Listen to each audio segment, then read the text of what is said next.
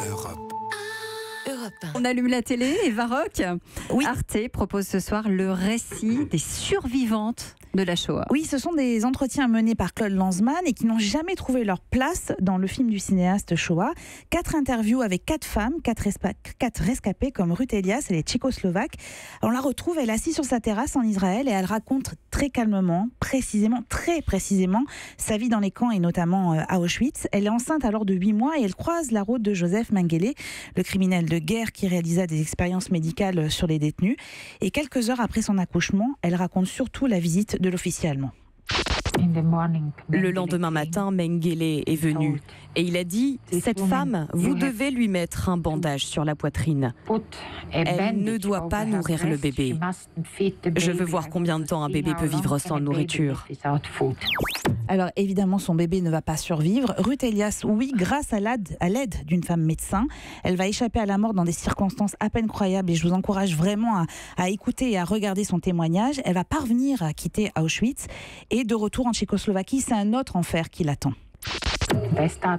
J'ai commencé à chercher et à aller partout où on avait décidé de se retrouver après la guerre. Pas âme qui vive. Pas âme qui vive. J'ai commencé à être désespérée. J'ai commencé à chercher. Il n'y avait pas une seule âme.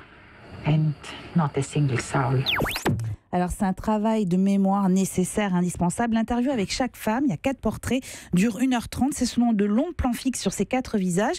Il y a quelques plans aussi sur le regard noir et attentif de Claude Lanzmann, ce qu'il n'y avait pas dans le film Shoah. 4 femmes qui sont aujourd'hui disparues, mais dont la voix raconte la survie, l'horreur du génocide, mais aussi, et c'est ça qui est extrêmement intéressant, l'envie de vivre. C'est troublant et fascinant, c'est émouvant, parfois surréaliste.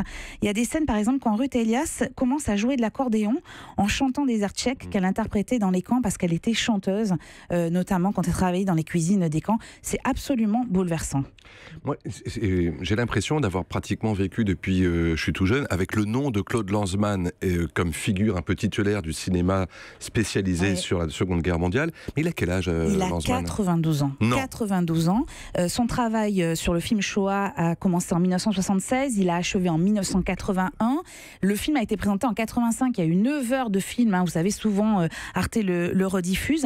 Et en fait, il estime que tout n'a pas été dit. D'où ces témoignages qui ressortent, qu'il a remonté, parce qu'on les apercevait à peine dans Shoah. Dans le film initial, ces femmes-là, elles n'avaient pas trouvé cette place-là. Et ce qui est extrêmement intéressant, c'est que la parole des femmes est très rare dans cette histoire. Et donc, pour lui, voilà, il faut absolument tout dire et continuer à raconter. Alors, je vous ai pas dit, mais 4 sœurs, évidemment, c'est une référence à Tchekhov, à la pièce de Tchekhov, 4 sœurs. Elles ne sont pas sœurs, ces 4 femmes, mais elles ont quelque chose entre elles, ce destin qu'elles ont vécu et comment elles ont marqué cette histoire-là. Donc il y a 2 témoignages qui sont diffusés ce soir et 2 la semaine prochaine. Europe 1.